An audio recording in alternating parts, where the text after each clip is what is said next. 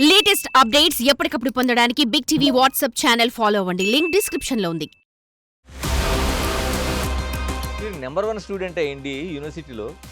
అవన్నీ విడిచిపెట్టి ఉద్యమాల బాట ఎందుకు పెట్టారు? నేను చదివేటప్పుడు ఆర్ఎస్ఎస్ నుంచి రాష్ట్రీయ స్వయం సేవకుతోటి ఇప్పటికీ నాకు ఆర్ఎస్ఎస్ భావాలు బాగుంటాయి. మీరు తెలుగుదేశం ఎమ్మెల్యేగా గెలిచారు, తర్వాత కాంగ్రెస్ పార్టీ, తర్వాత వైఎస్ఆర్సీపీ, ఇప్పుడు బీజేపీ తరఫున రాజ్యసభ. ఏం మంత్రదండం ఉంది ఆర్ కృష్ణయ్య చేతిలో? నా యొక్క నిజాయితీని, నిస్వార్థ సేవను అన్ని పార్టీలు గుర్తించినాయి. వైసీపీకి సంబంధించి రాజ్యసభ సభ్యత్వం ఉంది, మీరు రాజీనామా చేశారు, మళ్ళీ బీజేపీకి రాజ్యసభ సభ్యత్వం తీసుకున్నారు. నేను వైసీపీలో ఉన్నాను. ఆయన జగన్మోహన్ రెడ్డి గారు నన్ను గౌరవించి, నాకు కూడా బాధ ఉండే. ఆర్ కృష్ణయ్య లేకపోతే ఆయన తమ్ముడు ఇలా ల్యాండ్ సెటిల్మెంట్లు చేస్తారనే విమర్శలు ఎందుకు వచ్చినాయి అంటారు? ల్యాండ్ సెటిల్మెంట్ చేస్తే నేను అప్పులు ఎందుకు ప్రభుత్వం దగ్గర నేను ల్యాండ్ ఇస్తే తీసుకోలేదు. నయం చనిపోయినప్పుడు మీరు ఎందుకు వెళ్ళారండి అసలు? ఆయన పేరు చెప్తే గజగజ అనుకుంటారు. పోతే స్టేజ్ మీద పాదాభివందనం చేస్తుండే. నయం లాంటి రోడ్డు స్టేజ్ మీద మొక్కితే నీ గొప్పతనం తెలవాలని మొక్కుతున్నాను. నువ్వు పార్టీ పెట్టాలని నీకు 200 కోట్లు పంపుతాను పేరు. ఆ మనిషి ఇప్పటికి చెప్తాడు, డీసీఎంలో పెట్టినాక వాపసు తీసుకుపోయినామని. బీసీ సంక్షేమ సంఘం జాతీయ అధ్యక్షుడు Rajya Sabha MP are కృష్ణయ్యతో big interview. Welcome to big TV. BC సంక్షేమ సంఘం జాతీయ అధ్యక్షులు, రాజ్యసభ సభ్యులు ఆర్ కృష్ణయ్య మనతో ఉన్నారు. కృష్ణయ్య గారు నమస్తే. ముందుగా మీకు శుభాకాంక్షలు, ఎందుకంటే రాజ్యసభ సభ్యుడిగా మీరు మరోసారి ఎన్నికయ్యారు. బిగ్ టీవీ తరపున మీకు శుభాభినందనలు. అంటే ఒకసారి ఎమ్మెల్యేగా చేశారు, మరోసారి రాజ్యసభ చేశారు, ఇప్పుడు మరోసారి రాజ్యసభ చేశారు. రాజ్యసభ చేయడం ద్వారా లేకపోతే ప్రతినిధిగా ఉండడం ద్వారా బీసీలకు ఎలాంటి ప్రయోజనం జరుగుతుంది? అంటే నేను బీసీల కోసం గత 50 సంవత్సరాల నుంచి పోరాటం చేస్తున్నా.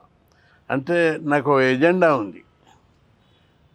అలాలు తప్ప ఏదో రాజకీయ ప్రయోజనాల కోసం, ప్రచారం కోసం కాదు.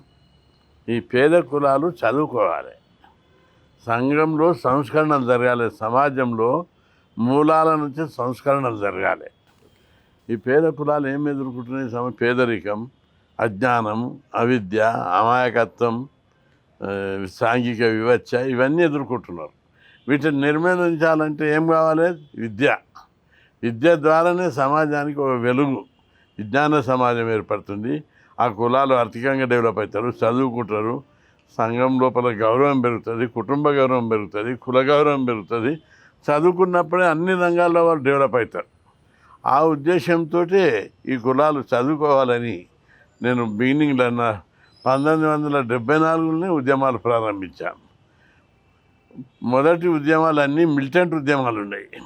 1974 బహుశా డేట్ గుర్తులేదు. అప్పుడు కలెక్టరేట్ మీద దాడి చేశాం. రంగారెడ్డి, హైదరాబాదు, వికారాబాద్కి మేము 100 మంది వచ్చి దాడి చేస్తాం. అప్పటి నుంచి సోషల్ ఉద్యమాలు వెలుగులోనికి వచ్చినాయి. అప్పుడు కొంతమందిని జిల్లా పంపారు. నన్ను కూడా కేసు అయితే కలెక్టర్ కేసీఆర్ మూర్తి. నేను మెరిటోరియస్ స్టూడెంట్ కాలేజ్ లోపల, అన్నీ ఫస్ట్ ర్యాంకులే.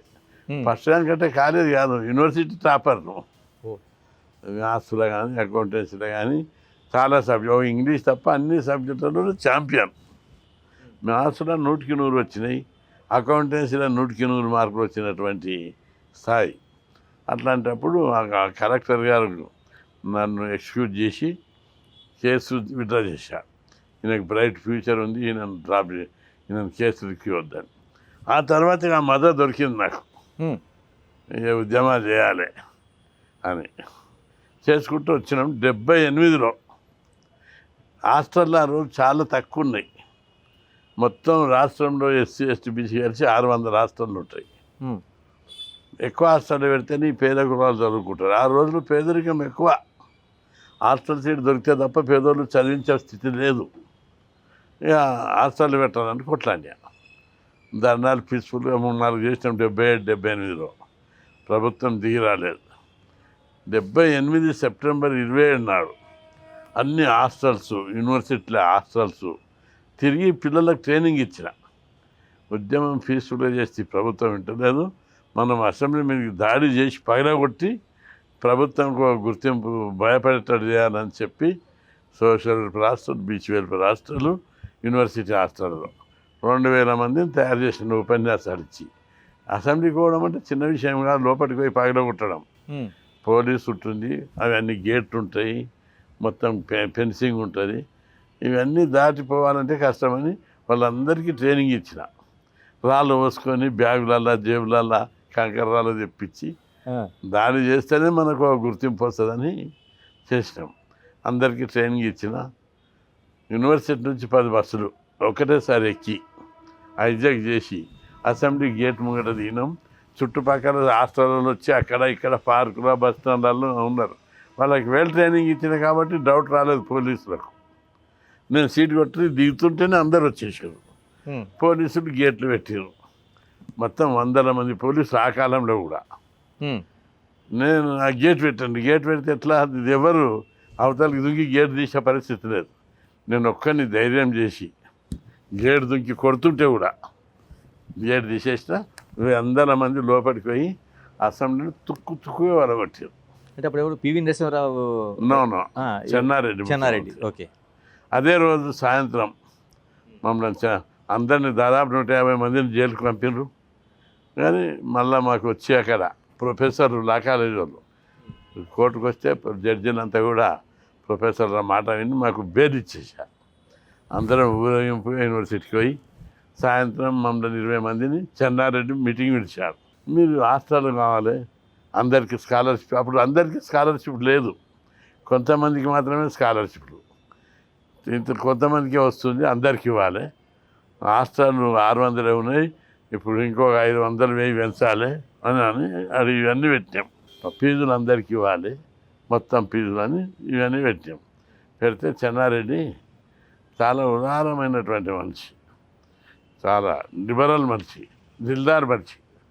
ఏమడే ఈ చిన్న వాటికి మరి నాకు ఇంత అసెంబ్లీ ఎందుకు వలగొడతారని అడిగాడు. అంటే మేము పీస్ఫుల్గా ధర్నాలు చేసినాం, ర్యాలీలు చేసినాం, రిప్రజెంటేషన్ చేస్తే ప్రభుత్వం స్పందించలేదు. అందుకే ఈ చర్య గుర్తింపు కోసం చేసినాం అన్నాం. ఈ పిల్లగాడు మా పిల్లగాడే ఏమనకుండా అని పోలీసులకు చెప్పారు. మా ఏరియా దిక్కే చెన్నారెడ్డి, మోమిన్పేట పక్కకు సిరిపూర్ ఉంటుంది, నేను మోమిన్పేట పక్కకి ఇంకోటి రాళ్ళగూడపల్లి. మరి మా పిల్లగాడి నేను ఏమనకుండా అన్నాడు. చాలా గౌరవంగా అందరికీ 500 హాస్టళ్ళు ఒకటే రోజు మంజూరు చేశాడు. 200 బీసీలకు, 200 ఎస్సీలకు, 100 ఎస్టీలకు. స్కాలర్షిప్లు అప్పటి వరకు 100 మంది దరఖాస్తు పెడితే 10 మందికి వచ్చేది. 40-50% పెంచుతా అని చెప్పి పెంచేసాం. ఇట్లా మేము ఉద్యమాలు చేసుకుంటూ వస్తున్నాం. మళ్ళా 1900 ఈ హాస్టల్లో బాగా పెరిగిపోయినాయి. ఎవ్రీ ఇయర్ 400-500 చొప్పున పెరిగిపోతున్నాయి. కానీ క్వాలిటీ ఎడ్యుకేషన్ లేదు అక్కడ. మళ్ళీ క్వాలిటీ ఎడ్యుకేషన్ కావాలంటే గురుకులాలు పెట్టాలని కొట్లాన్ని. 1982లో ముఖ్యమంత్రి విజయభాస్కర్ రెడ్డి ఉన్నాడు. పెద్ద ఎత్తున ఆఫీసుల మీద దాడులు జరిపిన, పగలగొట్టేసాం డైరెక్ట్. అంత మిలిటెంట్ ఉద్యమమే. అంత మిలిటెంట్ ఉద్యమమే. ఆ ఒక్కరోజు దాడి చేస్తే 40 బస్సులు కాలబెట్టారు పిల్లలు. నేనే వారించిన కాలబెట్టొద్దురా నాయన, మన ప్రాపర్టీ అని. కాకపోతే ఆఫీసర్లను గిరావు చేయాలి, మంత్రులను గిరావు చేయాలి, కానీ బస్సులు పబ్లిక్ అవి కాలబెట్టొద్దని వారిస్తే కూడా పిల్లలు కంట్రోల్ తప్పి 40 బస్సులు పెట్రోల్ పోసి కాలబెట్టారు బషీర్బాగ్లో. ఇప్పటికీ పోలీస్ రికార్డులు ఉన్నాయి. ఆ రోజు తర్వాత విజయభాస్కర్ రెడ్డి పరిగి రామరెడ్డికి చెప్పాడు, ఆయన క్లోజ్ బాగా. రామరెడ్డి ఆ కృష్ణాయని పట్టుకరా, ఏంటిది డిమాండ్ అంటే. నా రామరెడ్డి గారు కారు పంపించిండు యూనివర్సిటీకి. కారు ఎక్కి నేను పోయినా రామరెడ్డి ఇంటికి. పెద్ద ఆయన కోపం మీద ఉన్నాడు, ఇప్పుడు వద్దు కానీ రేపు పోదాం అన్నాడు. సరే రేపు తెల్లారి తయారై 10 మంది పిల్లల్ని తీసుకొని పోయినా. విజయభాస్కర్ రెడ్డి చాలా గొప్ప మనిషి. అంతవరకు చిర్రు బర్రు అన్నట్టు రామరెడ్డి మీద. నన్ను చూడండి చాలా గౌరవించి డ్రై ఫ్రూట్స్ తెప్పించిన చాలా దాపి అందరికి పిల్లలకు గౌరవించి, ఏం కృష్ణయ్య ఏం కావాలన్నా నా దగ్గరికి రా, నేను చేస్తా కదా అన్నాడు. అంటే ఏం లేదు, ఈ హాస్టల్లో చదువు మంచిగా లేదు, గురుకులాలు పెట్టాలి అమ్మ. పెట్టమంటే ఎంబడే ఎట్లా అన్నాడు. జిల్లాకి 2 పెట్టు. అరే అప్పటి వరకు 3 ఉన్నాయి స్టేట్లా. ఒకటికి నల్లగొండ మునుగోడు దగ్గర, అనంతపురంలో, ఆంధ్ర సైడ్ విద్యాశాఖ కింద. ఒకటేసారి 46 పెట్టమంటారు కదా, పెడతాను ఒప్పుకున్నాడు, మంజూరు చేసాడు. కదా కృష్ణయ్య గారు, ఇంత నెంబర్ 1 స్టూడెంట్ ఎవరైనా ఉంటే ఆయన ఒక ఆఫీసర్ అవ్వాలనుకుంటాడు, లేకపోతే ఇంకా మిగతా చోట్లకి వెళ్ళి ఒక ప్రొఫెసర్ ఇంకోటి అవ్వాలనుకుంటారు. మీరు నెంబర్ 1 స్టూడెంట్ అయ్యండి యూనివర్సిటీలో, అవన్నీ విడిచిపెట్టి ఉద్యమాల బాట ఎందుకు పెట్టారు? అంటే ఎవరైనా స్ఫూర్తి ఉందా ఎవరికైనా? మంచి ప్రశ్న ఇది. నేను చదివేటప్పుడు బాగా వివేకానందంతో, ఆర్ఎస్ఎస్ నుంచి, రాష్ట్రీయ స్వయం సేవకుతోటి ఈ సంఘ సేవాభిలాష పెరిగింది నా లోపల. జీవితం అంటే బతుకు నా కోసమే కాదు, సమాజానికి మేలు చేయాలని ఆర్ఎస్ఎస్ వాళ్ళు బాగా ఇంజెక్ట్ చేశారు నాకు. వివేకానందుని బోధనల ద్వారా అక్కడ శిక్షకులు ఉంటారు కదా, వాళ్ళు బాగా ట్రైనింగ్ ఇచ్చారు. అదే మైండ్లో కూర్చున్నది. ఇప్పటికీ నాకు ఆర్ఎస్ఎస్ భావాలు బాగుంటాయి. అందరూ ఆర్ఎస్ఎస్ని తప్పుగా అర్థం చేసుకుంటుంది సమాజం. చాలామంది పేషెంట్గా ఆర్ఎస్ఎస్ని విమర్శించడం అవన్నీ. నేను లీడర్ని అయినా ఈ పేద కులాలు ఎస్సీ ఎస్టీ బీసీలు చదువుకోవాలని వేరే రాష్ట్రాలు పెట్టించిన, గురుకులాలు పెట్టించిన, ఫీజు రియంబర్స్మెంట్ పెట్టించిన, అందరికీ స్కాలర్షిప్ ఇచ్చిన, ఇవన్నిటికీ మూలాలు ఎక్కడున్నాయి? నాకు ఆర్ఎస్ఎస్ నుంచి తయారై వచ్చిన కాబట్టి అక్కడ మూలాలు ఉన్నాయి. ఆర్ఎస్ఎస్ ఎప్పుడు నెగిటివ్ అప్రోచ్ ఉండదు. అది అర్థం చేసుకోక వాళ్ళు సరిగా ప్రచారం చేయరు. ఆర్ఎస్ఎస్ భావాలు ఇంత నిస్వార్థంగా ఉంటాయో దాంతో అది ఎక్కువ పబ్లిక్లకు దాని భావాలు వెళ్ళలేక. ఎప్పుడు మీరు ఇంత బీసీ ఉద్యమాలు ఉన్నారు కానీ ఎప్పుడు కూడా మీ మూలాలు ఆర్ఎస్ఎస్ అని ఎప్పుడు కూడా మీరు అంత బహిరంగంగా చెప్పలేదు. చాలా అందరికీ తెలుసు. ఇప్పటికి కూడా నేను తినే ప్లేట్ నేనే కడుక్కుంటా, నా బంధించండి నేనే ఉతుక్కుంటా. ఏదో శాఖల్లో ఉన్నట్టే స్వయం సేవ. మా భార్య గిన్నె కడగొద్దంటే కూడా పక్కకి పెట్టి నేనే కడుక్కుంటా. రోజు కాషాయం లుంగి కడతా ఎప్పుడు. ఓకే, ఇవన్నీ పాటిస్తున్నా. చాలామంది అందులోకి వెళ్ళిపోయినాక పాటించారు. అంతేకాదు ఆర్ఎస్ఎస్ ఒక గొప్ప నేర్పింది, నిస్వార్థ సేవ, నిష్కామ కర్మ నేర్పింది. భగవద్గీతలో ఉన్నటువంటి అంశాలు. నిస్వార్థ, నేను చేసే ప్రతి పనికి, నేను సంతకం పెట్టే ఏ పనికి కూడా 10 పైసలు తీసుకోను. ఎవడన్నా డొనేషన్ ఇస్తే నా పని నాతో అవసరం లేనోడు ఇస్తే తీసుకుంటా. కానీ నేను చేసే పనికి నా సంతకంకు విలువ కట్టండి. రోజు 100 మందికి లెటర్లు రాస్తా, ఒక్క పైసా లేకుండా రాస్తా. నా నెలల్లో ఒక 10 పైసలు లేకుండా ఉంటా. కానీ ఎక్కడ కూడా లొంగ. ఎంపీ ల్యాడ్స్ ఉన్నాయి, నిస్వార్థంగా 10 పైసలు. అందరు ఎంపీలు కమిషన్లు తీసుకుంటారు, అవి ఏదో ప్రతిఫలం. నేను ఒక్క పైసా తీసుకోను. నిస్వార్థమైనటువంటి సేవ. ఇవన్నీ వివేకానందుని బోధనలు, ఆర్ఎస్ఎస్ బోధనల ద్వారానే వచ్చినాయి ఇవన్నీ. కృష్ణ గారు, ఇప్పుడు చాలామందికి ప్రశ్న ఏంటంటే, మీరు తెలుగుదేశం ఎమ్మెల్యేగా గెలిచారు, తర్వాత కాంగ్రెస్ పార్టీలో టికెట్ తీసుకొని ఓటమిది, తర్వాత వైఎస్ఆర్సీపీ ఆంధ్రప్రదేశ్లో రాజ్యసభ సభ్యత్వం, ఇప్పుడు బీజేపీ తరఫున రాజ్యసభ. ఏం మంత్రదండం ఉంది ఆర్ కృష్ణయ్య చేతిలో? ఏం మంత్రం వేస్తారు అసలు? మంత్రం కాదు, నా యొక్క నిజాయితీని, నిస్వార్థ సేవను అన్ని పార్టీలు గుర్తించినాయి. ఈయన సంఘ సంస్కర్త, రాజకీయ నాయకుడు కాదు, ప్రజల మన్నన పొందినటువంటి గొప్ప సంఘ సంస్కర్త. పేద కులాలకు రెచ్చగొట్టి టైపు కాదు, వాళ్ళకి చదువు కావాలని అడుగుతున్నాడు, జ్ఞానం కావాలని అడుగుతున్నాడు, ఆర్థికంగా అభివృద్ధి చెందాలని అనుకుంటున్నాడు, పేదరికం నిర్మూలించాలని అడుగుతున్నాడు, ఆ తర్వాత అధికారంలో వాటా కావాలని అడుగుతున్నాడు. కాబట్టి ఎక్కడ కూడా ఈయన ఆ కులాలను సప్రయోజనాలకు వాడుకోవడం లేదు. వాళ్ళ అభివృద్ధికి ఆయన త్యాగం చేసిండు. అందరూ ప్రజలను వాడుకుంటారు, నేను ప్రజల అభివృద్ధికి వాడుకోమని కోరుతున్నా. అంటే పార్టీలన్నీ ఇది గుర్తించినాయి, గుర్తించినాయి. ఓకే, ఇప్పుడే అది ఎప్పటి నుంచో గుర్తించినాయి. 1982లో ఎన్టీ రామారావు పార్టీ పెట్టాడు. మొదట తాండూరు టికెట్ ఇస్తామని, ఆ తర్వాత సంగారెడ్డి టికెట్ ఇస్తా, అసెంబ్లీ పోటీ చేయమని అడిగాడు. నేను యూనివర్సిటీ లా కాలేజ్ ప్రెసిడెంట్ ఉన్నప్పుడు వాళ్ళన్న హిమాయత్ నగర్ ఇస్తే అన్నాడు. నాతో డబ్బులు లేవు, ఎట్లా చేయాలని అడిగినా. హిమాయత్ నగర్లో నువ్వు నామినేషన్ వేసి కూర్చొని గెలుస్తాను, నేను మంత్రిని చేస్తాను రామారావు ఉపేంద్ర ద్వారా చెప్పంపాడు. ఉపేంద్ర వచ్చాడు నా దగ్గరికి. అయినా నేను రాజకీయాలకు రాను, పోరాట యోధునిగానే చేస్తా. ఎందుకంటే అప్పుడు పోరాటాలు బాగా మంచి స్థాయిలో ఉన్నాయి. అప్పుడు గతంలో 75, 80, 90 వరకు విద్యార్థి ఉద్యమాలు చాలా బలంగా ఉండేవి. అనేక విద్యార్థి సంఘాలన్నీ కలిసి జాయింట్ యాక్షన్ కమిటీ వేస్తుండే. 15-20 పీడిఎస్, రాడికల్ విద్యార్థి సంఘం, ఏఎస్ఎఫ్, ఎస్ఎఫ్ఐ, డిఎస్ఓ, ఇంకా బీసీ విద్యార్థి సంఘం జాయింట్ యాక్షన్ కమిటీ వేసి, ఆ జాయింట్ యాక్షన్ కమిటీకి నేను చైర్మన్. నా నాయకత్వమే 78 నుంచి 94 దాకా. నా నాయకత్వాన్ని అందరూ ఒప్పుకుంటారు. వాళ్ళు నేను మంచి కమిట్మెంట్ ఉన్నాడు, ఎక్కడ ప్రభుత్వానికి లొంగడు, ప్రలోభాలకు లొంగడని సర్టిఫైడ్ అన్నట్టు అది అని నా నాయకత్వం కింద పనిచేసాను. అప్పుడు ఆ రోజుల్లో ఉద్యమాలకు కూడా బాగా ప్రచారం ఉండేది. జాయింట్ యాక్షన్ కమిటీ చైర్మన్ అంటే మంత్రి కంటే ఎక్కువ గౌరవం. అట్లా ఉద్యమాలు చేసినాం. ఆ తర్వాత అట్టే కంటిన్యూ అయింది ఆ ప్రాసెస్. అంటే ఇప్పుడు వైసీపీకి సంబంధించి రాజ్యసభ సభ్యత్వం ఉంది, అది కొనసాగుతుండగానే మీరు రాజీనామా చేశారు, మళ్ళీ బీజేపీకి రాజ్యసభ సభ్యత్వం తీసుకున్నారు. అంటే అందులో ఉన్నది ఏంటి అసలు? ఇక్కడ ఇందులో ప్రత్యేకంగా మీకు వచ్చేది ఏంటి అసలు? ప్రజలకు ఆ కన్ఫ్యూషన్ ఉంది. ఎగ్జాక్ట్లీ, మీరు మంచి ప్రశ్న అడిగారు. క్లారిఫై చేయడానికి నేను వైసీపీలో ఉన్నా. వైసీపీ ఎక్కడ పార్టీ, మంచి పార్టీ. ఆయన జగన్మోహన్ రెడ్డి గారు నన్ను గౌరవించి నా సేవలను గుర్తించి పిలిచి ఇచ్చాడు. ఆయన కృతజ్ఞతలు చెప్తున్నాను. అయితే నాకు ఇంకా 4 ఏళ్ళ టైం ఉంది. అవును, కేంద్రంలో ఎవరున్నారు? BJP party. వైసీపీ బీజేపీకి మిత్రపక్షం కాదు, ప్రతిపక్షంగా పోరాడదామంటే బలమైన పార్టీ కాదు. ఓకే, నేను ప్రతి నిమిషము, ప్రతి గంట, ప్రతిరోజు బీసీలకు ఏం లాభం అవుతుంది అని చూస్తుంటా. నా జీవితంలో ఏం స్కీమ్ పెట్టియాలి, బీసీలకు ఏం ఉపయోగపడాలి అనేది చూస్తుంటా.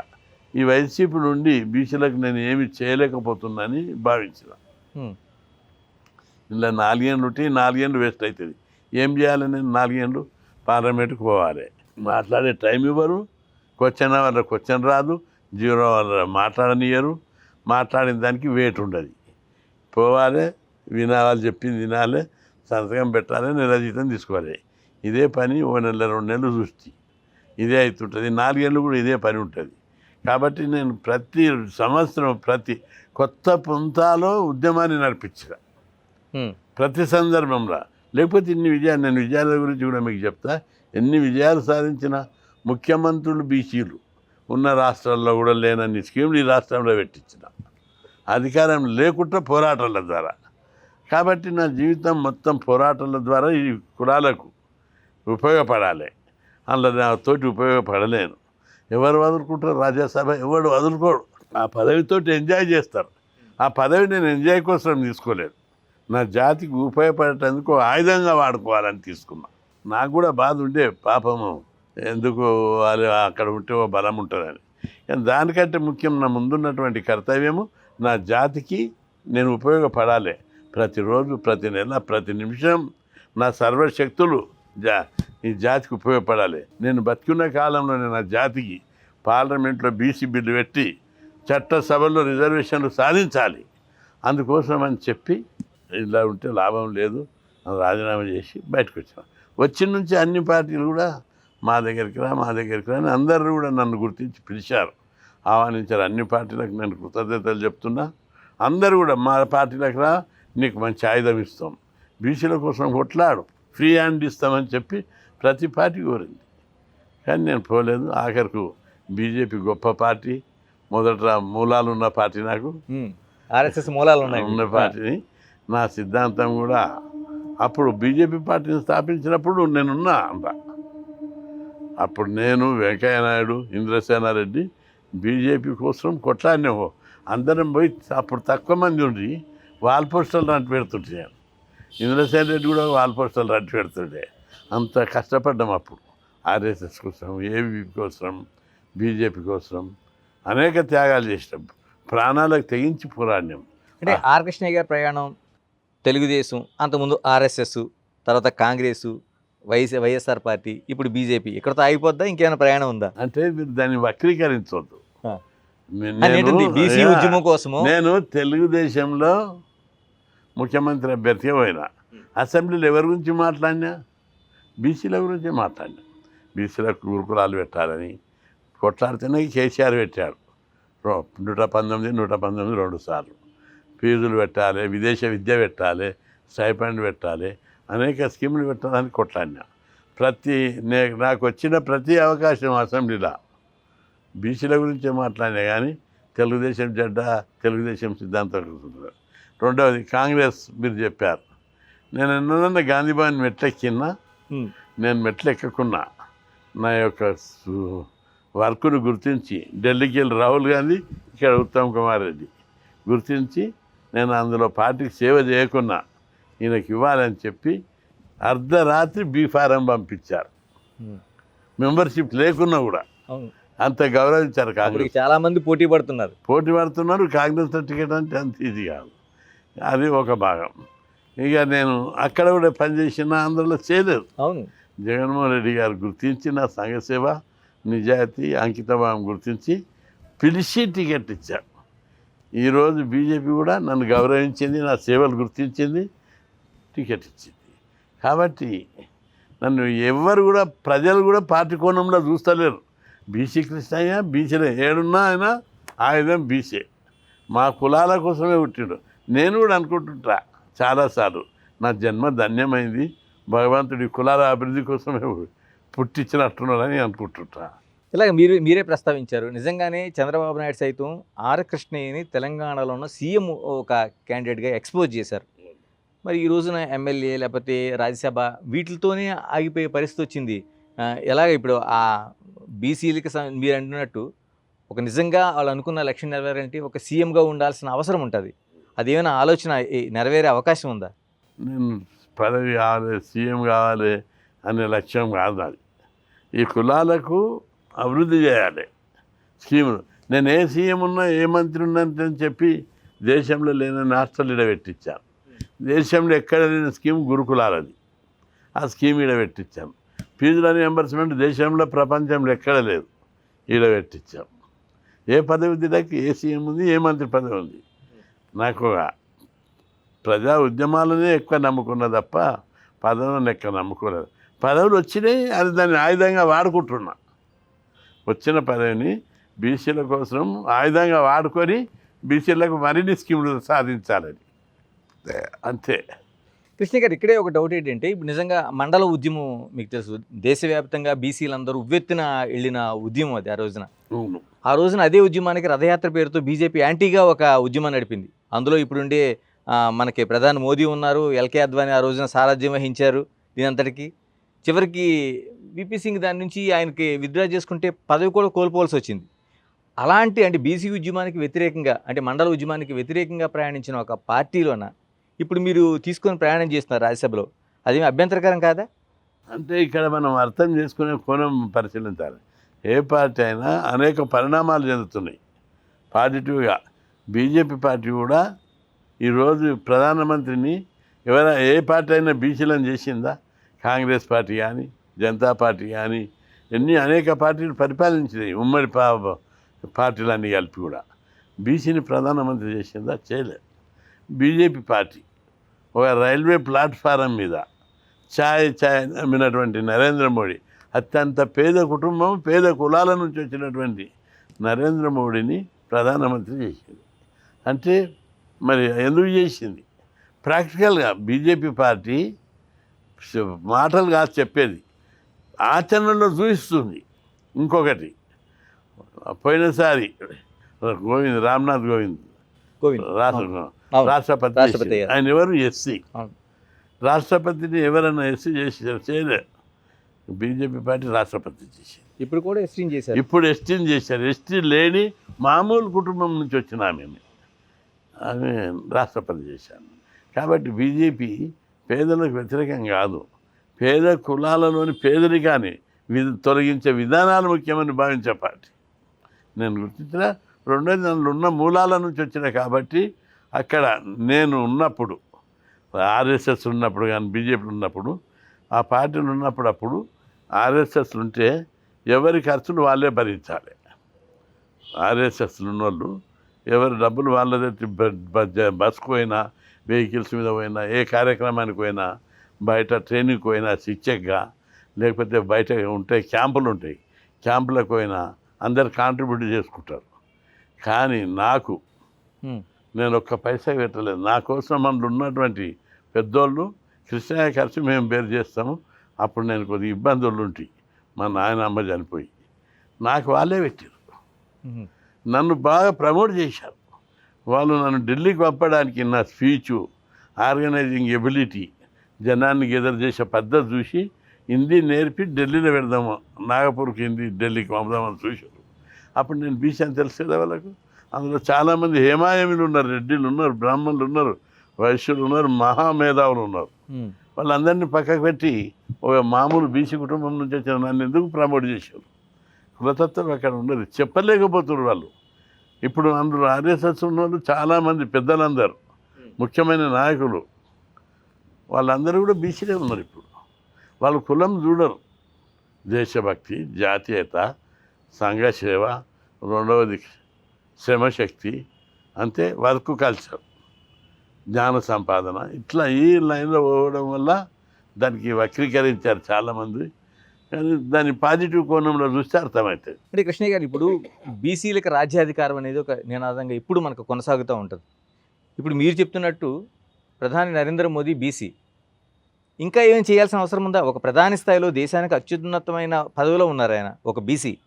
మరి ఇంకా బీసీలకు రాజ్యాధికారం అనే నినాదం ఎక్కడి వరకు వెళ్ళగలుగుతుంది? ఇంకా అంటే ప్రధాని అయ్యిండు. ఇప్పుడు జనరల్గా బీసీల వాదం ఎట్లుంటుందంటే, ఆ కులాలకు అధికారంలో వాట వస్తే ఆ కులాల గౌరవం పెరుగుతుంది, ఆ కులాల ఆత్మవిశ్వాసం పెరుగుతుంది, మనోనిబ్బరం పెరుగుతుంది, ఆ కులాల అభివృద్ధి దిశగా పయనిస్తాయి అనేది రాజ్యాధికార సిద్ధాంతం. ఏ కులాలు అయితే రాజ్యాధికారంకు ఉంటాయో ఆ కులాలకు సమాజంలో గౌరవం ఉంటుంది. ఆ కులాలు అన్ని రంగాల్లో ప్రవేశిస్తారు, అభివృద్ధి చెందడానికి అవకాశాలు తోవలు ఏర్పడతాయి, మార్గాలు. అందుకోసమని ప్రజాస్వామ్యం ఇది. ప్రజాస్వామ్యంలో అన్ని కులాలు, అన్ని సామాజిక వర్గాలకు జనాభా ప్రకారం వాటా ఇవ్వాలనేది దీని సిద్ధాంతం.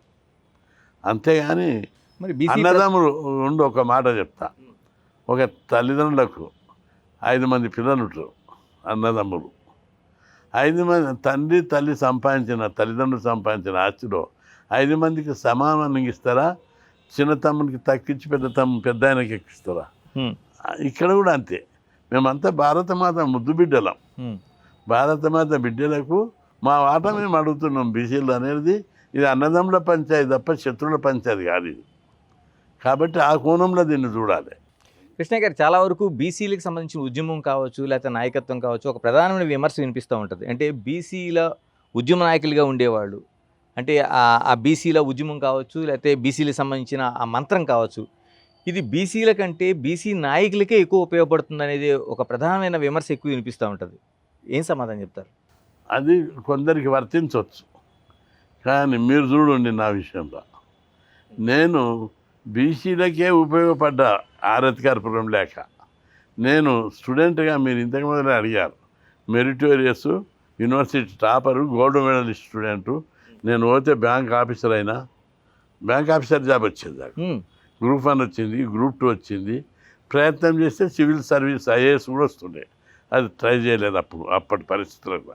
అయినా కూడా వాటిని వదులుకొని, బ్యాంక్ ఆఫీసర్ వదులుకొని, గ్రూప్ 2 వదులుకొని వచ్చి ఎందుకు సేవ చేస్తున్నా? సంపాదించాలని ఉంటే అక్కడనే సంపాదించుంటే, లేదా ఆ తర్వాత ఈ మధ్యకాలంలో వచ్చిన పరిణామాల్లో రియల్ ఎస్టేట్ చేసిన, ఏది చేసినా 1000 కోట్లు సంపాదించే శక్తి, సామర్థ్యాలు, తెలివితేటలు ఉన్నాయి. కానీ ఎందుకు చేయలేదు? నాకు డబ్బు అధికారం కాదు. నా జాతికి న్యాయం జరగాలి, నా జాతి అభివృద్ధి చెందాలి. ఈ కులాలను అజ్ఞానం నుంచి, అమాయకత్వం నుంచి విముక్తి చేసి వీళ్ళని సమాజంలో గౌరవప్రదమైనటువంటి జీవితం గడపాలి, పేదరికం నుంచి విముక్తి చేయాలని ఒక ఆశయం కోసం వచ్చి పోరాడుతున్నా. ఆ దిశగా ప్రయాణించాను, చాలా సాధించాను. ఎందుకంటే మీరు ఒకటి గుర్తుపెట్టుకోండి, మొన్న గుజరాత్, మధ్యప్రదేశ్ నుంచి అనేక రాష్ట్రాల యొక్క సర్వేలు చూసినాం. అక్కడ ఉద్యోగుల శాతము కేంద్రంలో అయితే 15 దాటలేదు బీసీల ఉద్యోగులు, టోటల్ ఉద్యోగులలో. ఆ ఇతర రాష్ట్రాల్లో చూస్తే 20-25 కంటే ఎక్కువ దాటలేదు. మన తెలంగాణలో 60% మంది ఉద్యోగులు బీసీలే ఉన్నారు. టీచర్లలో కానీ ఏ ఉద్యోగంలో తీసుకో. ఇదంతా ఎట్లా అయింది? చదువు. 2 రాష్ట్రాల్లో కూడా. ఆంధ్రప్రదేశ్లో ఎలా ఉందండి పరిస్థితి? అక్కడ కూడా మంచి డెవలప్మెంట్ ఉంది. మొన్న విడిపోయినాయి, కానీ ఆ కంబైన్డ్ ఉన్నప్పుడే అన్నిటికీ చదువుకోవడం, ఉద్యోగాల కోసం అనేకమైనటువంటి పరిణామాలు, మార్పులు తీసుకొచ్చాం మనం. అంటే మీరు బీసీల ఆత్మగౌరవానికి సంబంధించి, అంటే బీసీలు బాడుగు నేతలు అంటే ఎక్కడ సహించలేదు. మీరు ఒక ఉద్యమం చేశారు, అలా అన్న ఒక మీడియా ప్రస్తావన అవసరం లేదు కానీ ఆ పేరు జైల్లో కూడా తీసుకెళ్లే పరిస్థితి మీరు తీసుకొచ్చారు. ఎట్ ది సేమ్ టైం బీసీల ఆత్మగౌరవం తాకట్టు పెట్టేలాగా, లేకపోతే బీసీ ఉద్యమాన్ని క్యాష్ చేసుకునే వారికి ఏం చేయాల్సిన అవసరం ఉంది? అంటే బీసీలలో ఎవరన్నా ఆత్మగౌరవాన్ని దెబ్బతీస్తే వాళ్ళని తప్పనిసరి పబ్లికే వెలివేస్తారు. వేరే సొసైటీ వెలివేయవలసిన అవసరం లేదు. ఎందుకంటే ఇవి వాలంటరీ ఆర్గనైజేషన్. ఒక వ్యక్తి నీతి నిజాయితీ అనేది ఆ వ్యక్తి యొక్క, ఆ సంస్థ యొక్క నాయకుని యొక్క నైతిక విలువలను బట్టి ఉంటుంది. ఇప్పుడు నేనైనా నా బాండరీస్ నేనే గీసుకోవాలి. దాన్ని ప్రజలు గుర్తిస్తారు లేదా పార్టీలు గుర్తిస్తాయి. నన్ను గుర్తించే కదా ఈరోజు అందరు గౌరవించేది.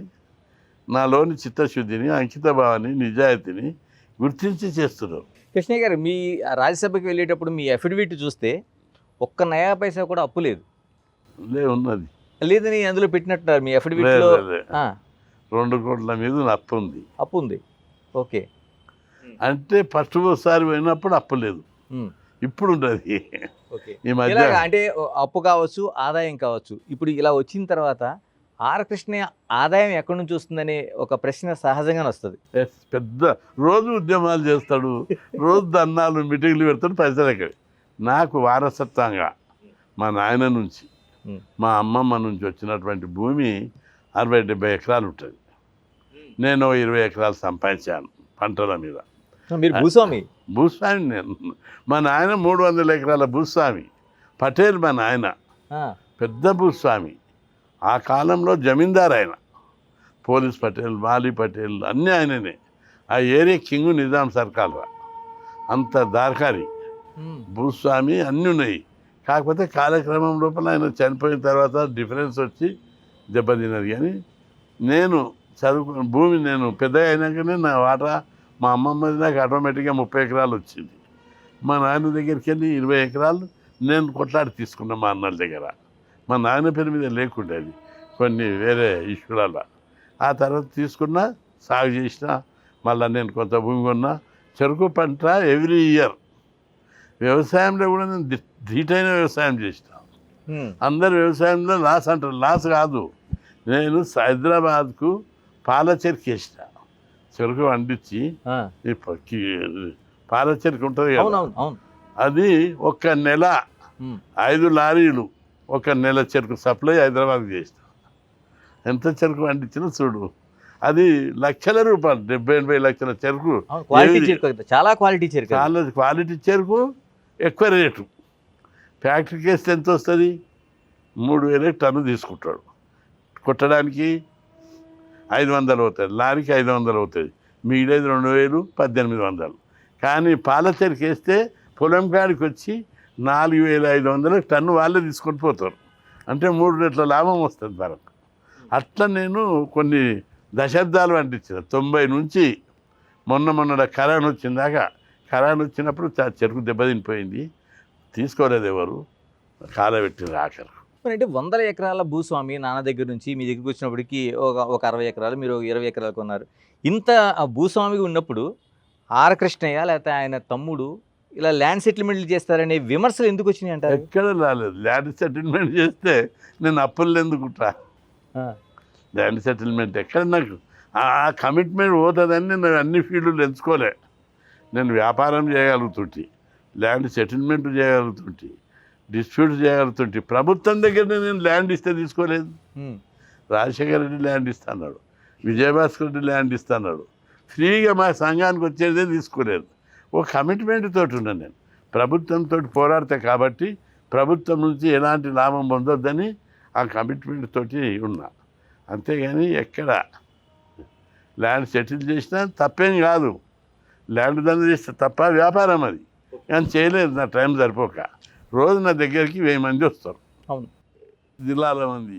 ఇక్కడ అవసరాలు ఉన్నోళ్ళు, సంఘం వాళ్ళు, వాళ్ళ పనులు నాకు టైం సరిపోవు. ఇంత టైం పైగా. ఇక్కడే ఒక చిన్న ప్రశ్న ఏంటంటే, నయీం చనిపోయినప్పుడు చాలా మంది దగ్గరికి వెళ్ళడానికి కూడా భయపడి దూరంగా ఉన్నారు. ఆయనతో చాలా లబ్ధి పొందిన వాళ్ళు కావచ్చు, మిగతా వాళ్ళు కావచ్చు. అవును. మీరు ఎందుకు వెళ్ళారండి అసలు? అంటే ఆయనతో అంత పరిచయం ఉందా? నయీము రాడికల్లో ఉండే మొదలు. ఓకే. రాడికల్ నక్సలైట్ మావోయిస్టులు ఉన్నారు. నేను ఉద్యమాలు చేసేటప్పుడు 1992 private medical college, mandal commission ఉద్యమం, ప్రైవేట్ మెడికల్ కాలేజ్ ఉద్యమాలు చేసేటప్పుడు 32 సంఘాలతోటి ఒక జాయింట్ యాక్షన్ కమిటీ వేశారు. ఆ కమిటీ చేసినప్పుడు నేను దానికి చైర్మన్. అప్పుడు నయం భువనగిరిలో చదువుతున్నాడు అనుకుంటా. అప్పుడు నా ఉద్యమానికి జనాన్ని తెచ్చేది అక్కడికి ట్రైన్లో ఫ్రీగా. ఉద్యమంలో పాల్గొన్న తర్వాత అంటే ఆయన రాడికల్ యూనియన్ తరఫున తెస్తుండే. ఓకే. పోయేటప్పుడు క్యాంపస్ అన్న ఉంటుంటే వచ్చి క్యాంపస్లో నా నెంబర్ మీద 20-30 మందికి భోజనం తింటుండే. పోయేటప్పుడు నా దగ్గరికి వస్తుండే, అన్న మేము పోతున్నామంటే నేను అప్పుడు ఆ కాలంలో 100-200 అంటేనే ఎంతో గ్రేట్, ఖర్చులకు ఇస్తుంటే పోతుంది. అట్లా రెండవది ఆయన నా ఉపన్యాసాలతోటి బాగా స్ఫూర్తి పొందిండు. రెండవది నేను చేసే నిస్వార్థ సేవ, ఎంతోమంది కాలేజ్ సీట్లు నేను ఇప్పుడు అన్ని ప్రైవేట్ కాలేజెస్నే సీట్లు దొరుకుతున్నాయి. 90లో 85 ఆ ప్రాంతంలో కాలేజీలో సీట్లు దొరకకుండే ఓకే. నేను అడిషనల్ సీట్లు దబాయించి వీసీని, రిజిస్ట్రార్ను, అకాడమిక్ ఆడిట్స్ను అట్టి బెదిరించి ప్రతి కాలేజీలో 20 సీట్లు ఎక్కువ నేను చిట్టి రాసి ఇప్పిస్తుంటే అవన్నీ చూసిండు ఆయన. మునగాడు లీడర్, కృష్ణారెడ్డి లీడర్ అని. అంతేకాదు హాస్టల్లో నేను చిట్టి రాస్తే హాస్టల్లో నేను చిట్టి రాస్తే అందరికీ స్కాలర్షిప్. అంటే కోట అయిపోయినాక అడిషనల్గా కొట్లాడి ఇప్పించా. నేను చిట్టి రాస్తే బ్యాంకు లోన్లు, నేను చిట్టి రాస్తే గురుకుల సీట్లు. ఇట్లా ఆ కాలం నుంచే పెద్ద పెద్ద ఐఏఎస్ ఆఫీసర్లు కూడా ఇప్పుడు చెప్తారు, అన్నా చీఫ్ ఇంజనీర్ వాళ్ళంతా, అన్నా నేను చదివేటప్పుడు మాకు స్కాలర్షిప్ రాలేదు, యూనివర్సిటీకి వచ్చినా నువ్వు ఒక సీనియర్ పేపర్ మీద రాసి ఇచ్చినావు, నాకు స్కాలర్షిప్ వచ్చింది, నేను బీటెక్ ఎంటెక్ చేసి ఈరోజు గొప్ప ఇంజనీర్ అయినని చెప్తాను. ఆ కృతజ్ఞత ఉందండి. ఉన్నది. ఎవరిని అడుగు, మీరు అనేక మందిని అడిగి చెప్తారు. డిఎస్పీ లైన్, ఏసీపీ లైన్ వాళ్ళు అంటారు, సిఐ లైన్ వాళ్ళు, ప్రొఫెసర్లు, ప్రిన్సిపాల్స్. మనం ప్రిన్సిపాల్ చెప్తున్నాడు, నేను చిట్టి రాసినందువల్ల నేను చదువుకొని ఇంత గొప్పని అయినా అంటాడు. అట్లా నయం కూడా నా వల్ల ప్రేరణ పొందిండు, స్ఫూర్తి పొందిండు. నేనంటే ఆదర్శంగా తీసుకున్నాడు. ధైర్య సాహసాలు, నాయకత్వ లక్షణాలు, స్పీచ్ పవరు, ఇవన్నిటితోటి ఆకర్షణ పొందిండు. ఆయన ఎంత ఆకర్షణ పొందిందంటే ఆయన పేరు చెప్తే గజగజ అనుకుంటారు. కానీ అనేక మీటింగ్లో, ఉరుసు మీటింగ్లో, వినాయక చవితి మీటింగ్లో ఆయన పెట్టిన వాటికి కూడా నేను పోయినా. పోతే స్టేజ్ మీద పాదాభివందనం చేస్తుండే. అందరు ఆశ్చర్యపోతుండే, అరే నయంను చూసి వ్యవస్థ అంతా గజగజలాడుతుంటే నయమే వచ్చి అన్న పాదాభివందనం చేస్తున్నాడు. అది కూడా గ్రేట్గా చెప్తుంటే, అన్న నేను సాటుకు మొక్కగలుగుతా, అది కాదు నయం లాంటి వాడు స్టేజ్ మీద మొక్కితే నీ గొప్పతనం తెలవాలని మొక్కుతున్నా అంటుండే. అంత కమిట్మెంట్ నా పట్ల. మరి చనిపోయే టైంకి ఒక క్రిమినల్గా చనిపోయాడు కదా, అప్పుడు కూడా మీకు ఎక్కడ తప్పుగా వర్ణించిన నయం అంత దుర్మార్గుడు కాదు. 1-2 కేసులు ఆయన ఎవరైతే తన ఆ నయంను చంపడానికి ప్రయత్నం చేస్తున్నారో నయం అప్పుడే చంపడానికి పోతుండే. అంతేగాని తనకు తానుగా దుర్మార్గుడు అయి ఎవరిని అనవసరంగా చంపినటువంటిది ఆయన చరిత్రలో లేదు. రెండవది నేను అనేక సందర్భాలు నయం కూడా చెప్పిన, నువ్వు రాడికల్స్ తోటి పెట్టుకోవద్దు పంచాయతీ, వాళ్ళు సమాజం కోసం చేస్తున్నారు. సిద్ధాంతపరంగా విభేదాలు ఉంటే వేరే విషయం, పంచాయతీలు పెట్టుకోకని చెప్పేవాడిని. నా మాట కూడా గౌరవించేవాడు. రెండవది నయంతో అందరూ లబ్ధి పొందారు, నేను లబ్ధి పొందలే. నయం ఒకటి ప్రపోజల్ ఇచ్చిండే నాకు, నువ్వు పార్టీ పెట్టాను నీకు 200 కోట్లు పంపుతాను చెప్పా. ఆ మనుషులు కూడా ఉన్నారు ఇప్పటికీ. ఓకే. ఆ మనిషి ఇప్పటికి చెప్తాడు, డీసీఎంలో పెట్టినాక వాపసు తీసుకుపోయినామని. నేను వాళ్ళకి అవైలబుల్ కాలేదు, నేను తప్పించుకోవడానికి చూసా. అంటే ఆయన ఆఖరికి అన్నాడు నయమే, అన్న ఈ పన్ని సూట్ కేసులు, బ్యాగులు కొండపోయి మీ ఇంట్లో పెడుతుంటే అందరు చూస్తారని నీకు ఉన్నట్టుంది, నేనే ఇక్కడ ఏమన్నా ఇల్లు తీసుకుంటా, అపార్ట్మెంటు, అందులో పైసలన్నీ పెడతా, లాకేస్తా, తాళం చేయి పంపిస్తా, అప్పుడన్నా తీసుకుంటావా అన్నాడు. లేదు నేను దాటేసుకుంటూ వచ్చాను. నో అంటే కూడా కష్టమైన దగ్గర అభిమానంతో అంటుండు, ఎస్ అంటే నా మనసు ఒప్పుకుంటలేదు. అప్పుడు ఆయన అన్నాడు ఆ మాట, అన్నా నువ్వు నా డబ్బు పాపపు సొమ్మని వద్దనుకుంటున్నావు, అదే అన్న నా అంతరాత్మ చెప్తుంది, నీ మంచి మనసు నాకు తెలుసు కాబట్టి నేను తిరుపతి వెంకన్న ఉండిలో ఈ డబ్బు ఉండబోయి చేస్తా, వెంకన్న వద్దంటాడా అన్న, నా సొమ్ముకు పుణ్యం లభిస్తుంది, నీకు కూడా ఈ డబ్బు పంపిస్తే నువ్వు పుణ్యకార్యాలు చేస్తావు, పార్టీ పెడతావు, పెద్ద మంచి పనులకు ఉపయోగిస్తావు, ఉద్యమాలు చేస్తావు, ధర్నాలు చేస్తావు, ఎందుకు వద్దంటావు అన్న అని అడిగింది. అంటే చాలా చాలా సూటి ప్రశ్న అది. అయితే నేను ఆయన మనుషులు ఒకరిద్దరు పేర్లు చెప్తలేను కానీ ఇప్పటికి ఉన్నారు వాళ్ళందా. ఏమన్నా నయమని ఇట్లా చెప్తున్నాడు, మరి నువ్వు ఎందుకు ఒప్పుకుంటలేవు అంటే నా అంతరాత్మ ఎందుకు ఒప్పుకుంటలేదని అన్న. అంతే అది చెప్పారు ఆయనకు. ఆయన గొప్ప మనసు, అందుకే ఆయనకి ఇంత ఇస్తా అన్న. నాకు భగవంతుడు ప్రేరణ ఏం కల్పించిండు, అన్నకి ఈ డబ్బని పంపించాడు, ఆయన తీసుకుంటలేడు, నేను చేయలే అని అన్నాడు. కృష్ణయ్య గారు, మీరు చాలా కాలంగా అంటే 1970s నుంచి విద్యార్థి దశ నుంచి మీరు పోరాటం చేస్తున్నారు. స్టిల్ ఇప్పటి వరకు ఎక్కడా కూడా అలుపెరగిన పోరాటం. ఇప్పుడు వచ్చేటప్పుడు కూడా మీరు రాజ్యసభ సభ్యుడిగా ఉన్నా సరే మీ చుట్టూ అదే జనం, అదే సమస్యలు, వాటి పరిష్కారం.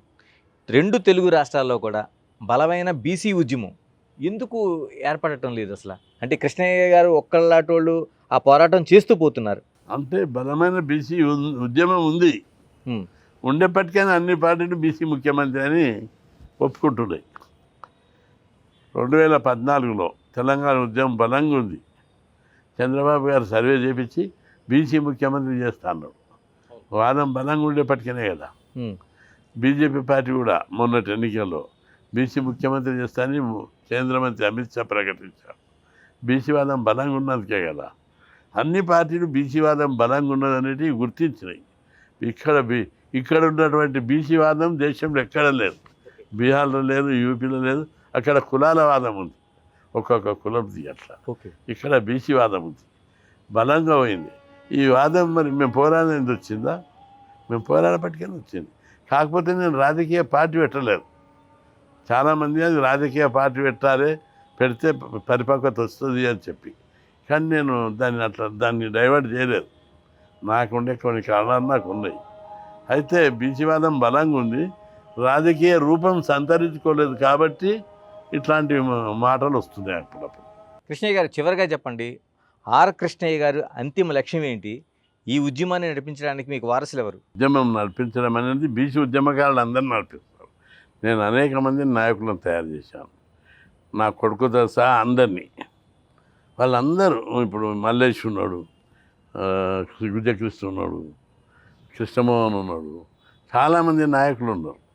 వాళ్ళందరూ నడుపుతారు. రెండవది, ఈ ఉద్యమం పవిత్రమైంది.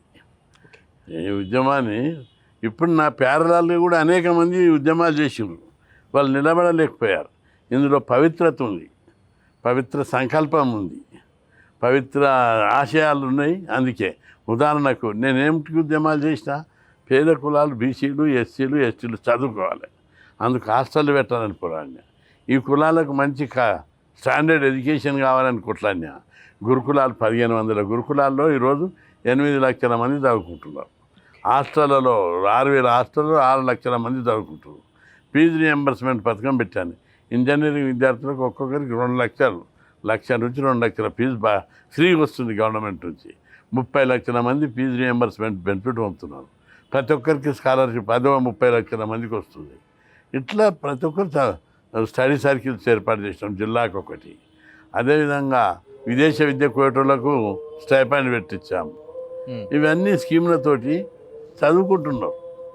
ఈ కులాలు డెవలప్ అవుతున్నాయి. ఇవి ఒక మంచి పరిణామం సమాజం లోపల. అందుకే నన్ను ఎవరైనా రాజకీయ నాయకుడిగా చూడరు, గొప్ప సంఘ సంస్కర్తగా చూస్తారు. ఓ కేంద్ర మంత్రి మనోళ్ళు ఇక్కడ తక్కువ, కానీ నన్ను బీసీల కంటే కూడా, బీసీల కంటే ఎస్సీలు అన్నాను నేను, కానీ బీసీల కంటే ఇతర వర్గాలు ఎక్కువ గుర్తించాయి. ఎస్సీలు గుర్తించారు, ఓసీలు గుర్తించారు. బీసీలలో కొంత అభిమానులు చాలా ఉన్నా కొంతమంది నాయకుల స్థాయి లోపలనే కొద్దిగా అసూయపడతారు. అంతిమ లక్ష్యం ఏంటి అసలు? ఎక్కడి వరకు మీ ప్రయాణం? నా ప్రయాణం చాలా దూరం వచ్చిన ఈ స్కీమ్లు దేశమంతటా పెట్టేయాలనేది ఒక ఆబ్జెక్టివ్. ఏది? చదువు కోసం. ఓకే. హాస్టళ్ళు, గురుకులాలు, ఫీజు రియంబర్స్మెంటు, స్కాలర్షిప్లు దేశంలో ఎక్కడ లేవు. ఇవి అన్ని రాష్ట్రాల్లో పెట్టేయాలి ఒకటి. ఇది రాజ్యాధికారంలో అసెంబ్లీ, పార్లమెంట్లో రిజర్వేషన్లు పెట్టేయాలి. లోకల్ బాడీ రిజర్వేషన్లకు రాజ్యాంగబద్ధత కల్పించాలి. రెండవది, ఈ కులాలకు ఆర్థిక, విద్యా, ఉద్యోగ, ఆర్థిక, రాజకీయ రంగాల్లో జనాభా ప్రకారం వాటా రావాలి. అప్పుడే ఈ కులాలు అభివృద్ధి చెందుతాయి. పేదరికం లేనటువంటి కులాలు కావాలి. పేదరికం పాటలే కట్టారు చాలామంది, ఆకలి లేని రాజ్యం కావాలని. అందుకే అది ఆకలికి తావు లేనటువంటి, పేదరికానికి తావు లేనటువంటి సమాజ నిర్మాణం కోసం, ఒక్క అమాయకులను లేనటువంటి సమాజం.